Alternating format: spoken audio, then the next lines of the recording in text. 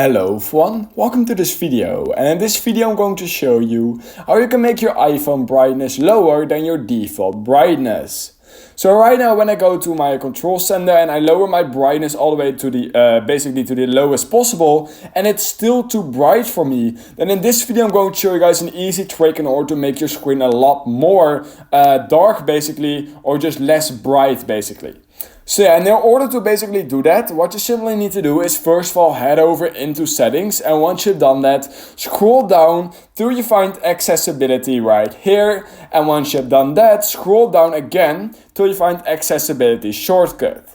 Once you've done that, scroll down, and what you want to do is you want to make sure to enable reduce white point. You want to basically click on that, and once you've done that, what you need to do is go back into your settings right here, and now what you need to do is you need to head over to control center, and you need to add accessibility shortcuts over to your to your device or to your control centers. And once you've done that, when I right now go to my control center, I lower my brightness, and then I click on this accessibility shortcut, you will basically notice that it's even more dark when you have that enabled.